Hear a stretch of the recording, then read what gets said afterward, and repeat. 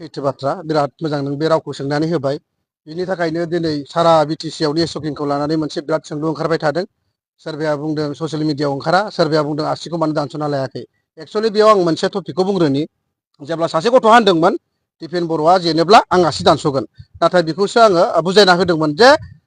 दिपेन बर'आ जेनोब्ला आंबो ससियेल मिडियायाव ओंखारा दा आसि दानस'दों होननाय आं बैखौ लाबोगोन होनना बुंग्रोदोंमोन थ' बे बाथ्राया सैथो थ' दिनैनि थारिखआव बेफोर मोनफा मोनफा इलेक्सननि डायलग नङा होमबा तो इलेक्शनाव बुंनो हायि मा राव दं तो आंनिखाय दिनै बागे बागे नेता आनखि आसामनि chief minister doctor Himanta Biswa शर्मायाबोथ' मोनसे समाव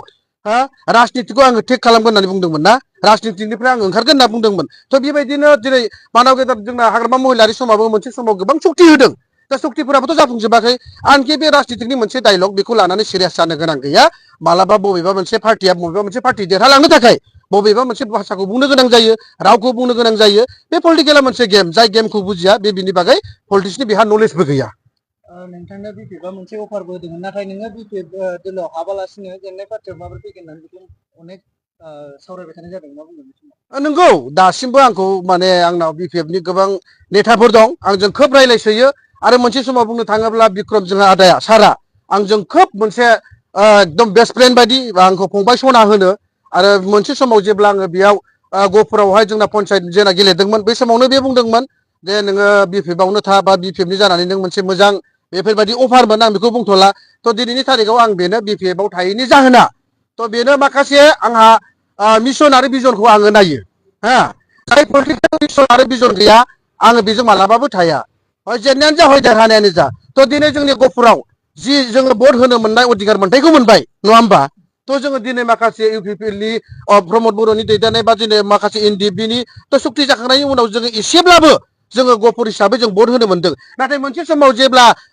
मानव गेदेर हाग्रामा महिलारि सारा थ' बिटिसि हिसाबै बेलटिनि सुक्तिखौ नोङो मासबाद समस्तिसिमल' लाबोखादों थ' मासबादनि समस्तिनि समावल' बियो बिसिमखौल' मावखागोन अलरेडि बिनि जिथु एग्रिमेन्ट सक्तियाव जोंनि गहपुरा सोसननांगौ होननानै गैया नंना नङा थ' बे हिसाबै जोङो दिनै इउपिपिएलखौ सापर्ट खालामनाया एसकेङै पार्सनेलि मोजां मोननानै माखासे माने प्रमद बर'नि भिजन मिशन आरो बिनि माखासे जिथु जाथिनि जानो गोनां मावनो गोनांखौ आं नुहुरदों बायदि मोननानै बा जागोनखौ नुनानै आङो बेखौ सापर्ट खालामनाय जादोंमोन आरो थ' इउपिपिएल जेननायनि बिसयखौथ' मानो थाखाय जेनदों होनना बुङोब्ला बेथ' मोनसे खोब गिदिर कुइसन नोंगौ बाथ्राया सैथो सोंनो गोनांबो जानानै फैदों दिनैनि थारिखआव बावैसो एमसिएलए आवबो जिर' जानानै थांबाय बा नैबे एमएलए इलेक्सनावबो जिर' जानानै थांबाय थ' बेनो माखासे जोंना मानव गेदेर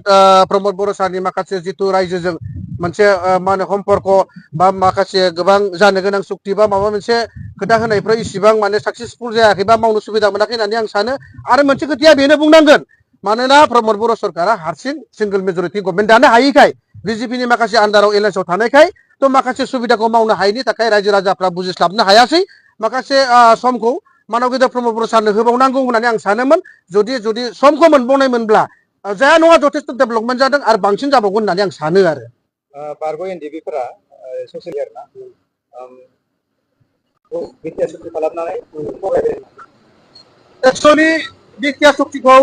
खालामबाय होननानै थगायनाय होननाय सोदोबा खोब मोनसे बियो नंखाय प्रसाद बेफोरखौ साननो नाङा माखासे बेयाव नों आं बुंब्ला जाया बेयावहाय माखासे एनडिएफबिफ्रा खोब गावसोरखौनो बबे एंगेलजों थानानै दा मोनसे खोथाखौ आं सुदै बुंसै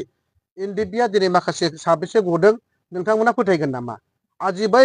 जेब्ला मानव गेदेर हाग्रामा महिलारि सारनि सरकारावबो दंमोन अब्ला जोंनि एनडिएफबियाबो सिक्समाइलावनो दंमोन बै समाव जेब्ला रन्जन दैमारिया जेलाव दंमोन थ' बै समाव बख'नो थाखाय मानव गेदेर हाग्रामा महिलारिया बहाथो दङमोन दा बावैसोनि गेजेराव प्रमद बर' दैदेननायाव जि प्रसेसखौ खालामनानै गालांबाय जि एसे एनै गबाय बिथांमोना जेल सिङाव थानानै मिथिया सोर बख'दों सोर मावदों थ' दिनै माखासे मानसिफ्रा बेखौनो मिथिया हसिया किसुमान ससियेल मिडियायाव गोबां नंखाय प्रसारो बेखौ माने मिथिनो थाखायब्ला बिथांमोना गाव गावनो लिडारफोरजों मोनसे माने टक जनो नांगौ आरो नोंथांखौ फैसानि थाखायसो बेफोर खामानिखौ मावदों होननानै मा बुङो माने जितु आंनि इउपिपिएलआव थानानै जितु केम्पिं खालामनाय स्किम दाननाय अरुनदय दाननाय गासै बिथिंखौ देखायनायाव माने आंखौ फैसा जादों होनना बुंदों नङा होमबा थ' आं बेखौनो बुङो फैसाया आंनि थाखाय गिदिर नङा फैसानि थाखाय आं मालाबाबो खामानि मावा फैसानि जुदि खामानि मावोब्ला आं माने बिपिएफआव थानानैबो आं बेखिनि खामानिखौ मावनो हायोमोन नंगौना नङा थ' दिनै बाथ्राया थार आरो सैथो आं जिथु ससियेल मिडियायाव आंनि जिथु पेजाव आं गोबां माखासे स्किमफोरनि बागै आं जिथु दिन्थिदों बा खोन्थिदों बे आंनि खुद गोसो जानानै दिन्थिनाय नङा आंनि नंखाय फोलानाय नङा माखासे जिथु बेफोर स्किमनि जिथु डाबल ए लेटार मिथिखायो नङा होमबा थ' बेफोर प्रुफखौ आङो अलरेडि लानानै अफिसियेलि लाबोनानैसो बे स्किमखौ दानै मा जादों बेखौ आं अलरेडि खोन्थादों बेयाव आंनि फैसानि जेबो खोथा फैया फैसाया आंनि थाखाय आं फैसानि मालाबाबो खामानि मावा आरो जेब्लासिमबो मावनाय नङा आं जेब्लाबो जाहाथे इयुनसिम जोंनि बर' जारि समाजाव बा बर'नि बे फिसा फिसा दला थांना थानानै माबा मोनसे मोजां मावलांनो हायोब्ला आं बेखौसो सापर्ट खालामबाय थागोन